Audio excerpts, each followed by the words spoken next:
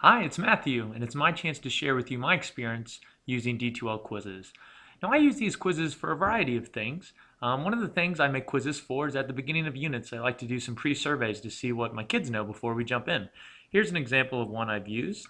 I use it before my Earth processes units. It's just 2 quick questions. It takes less than a minute for kids to do. They choose a variety of true-false statements, and I get clued in on where kids are at. It's not graded for them, and now that I have it, it's easy to use. I don't have to remake it, and it really informs my instruction. So that's pretty cool.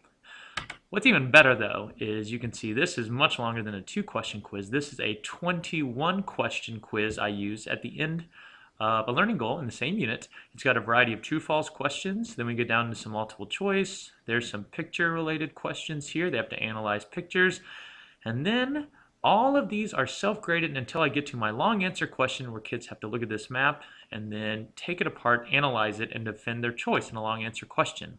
What do I love about this? It was a pain in the butt to create, but now that it's here, it is here. I can reuse it every year. I can make small modifications. And the best part is, as soon as the kids hit submit, the whole thing is graded except for this long answer question. So as kids are working on their quiz, what I'm doing is I am grading that question. So here I get all their responses as they grade, as they turn them in, and I'm automatically grading. I'm putting 1 out of 2, a 2 out of 2. I can put feedback in.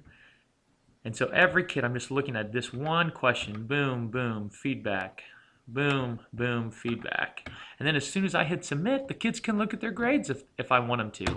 And also, when I make these quizzes, I put in feedback for for multiple choice and true-false questions. So kids get specific feedback on every single question, even though I actually only grade 1 question because I've already put the feedback in when I created the quiz. That's awesome. I hate grading. It's one of the things, if I had to shoot myself in the head for being a teacher, it's all the grading I have to do just because it sucks the hours of my life. I love D2L quizzes because once I do the feedback one time, it gives that feedback to every student who takes the quiz. That's cool.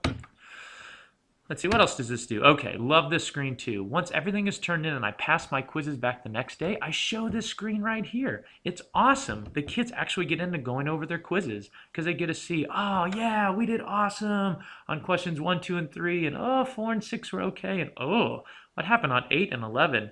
And then they'll be like, what happened on question 21? Not good. So kids really get into the feedback when they can see how they did compared to their peers.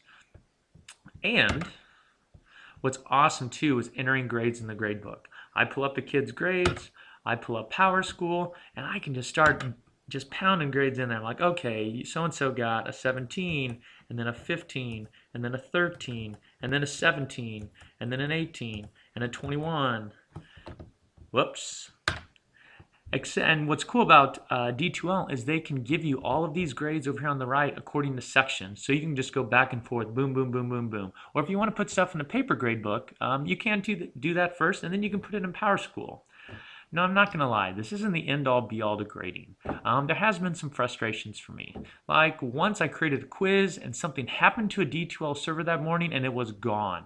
Like gone.